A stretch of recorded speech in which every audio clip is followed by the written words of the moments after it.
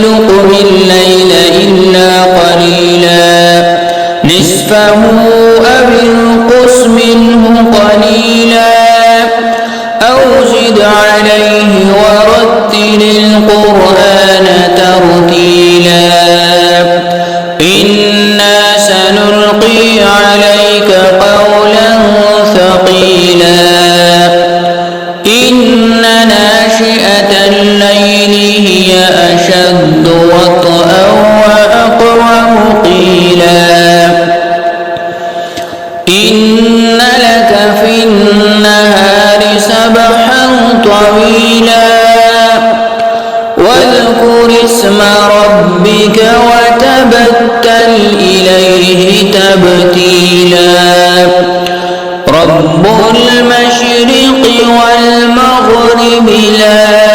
إله إلا هو فاتخذه وكيلا وذرني والمكذبين أولي النعمة ومهلهم قليلا إن لدينا أنكالا وجحيما وطعاما ذا غصة وعذابا أليما يوم ترجف الأرض والجبال وكانت الجبال كثيبا مهيلا إنا أرسلنا إليكم رسولا شاهدا عليكم كما أرسلنا إلى فرعون رسولا فعصى فرعون الرسول فأخذناه أخذا وبيلا فكيف تتقون إن كفرتم يوما يجعل الولدان شيبا السماء منفطر به كان وعده مفعولا إن هذه تذكرة فمن شاء اتخذ إلى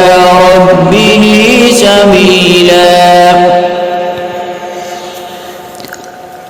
إن ربك يعلم أنك تقوم أدنى من ثلثي الليل ونصفه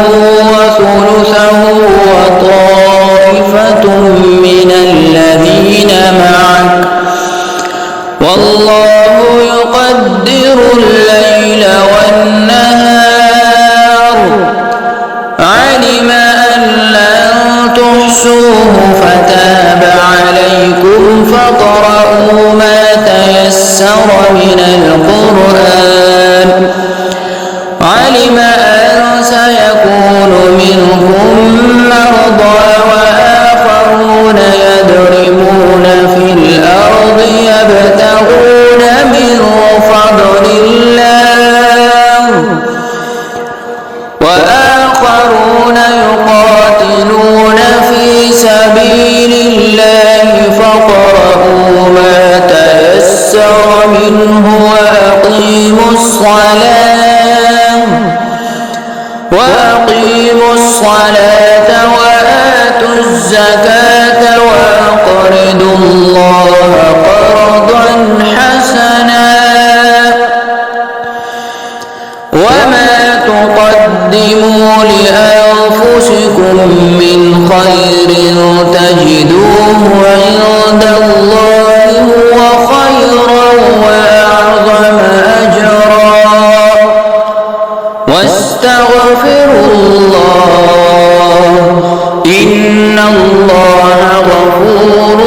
رحيم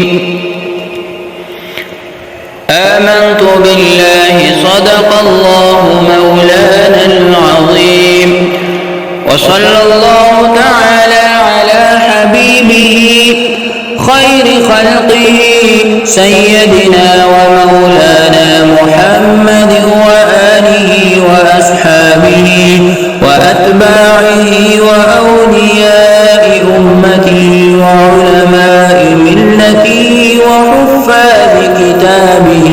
أجمعين.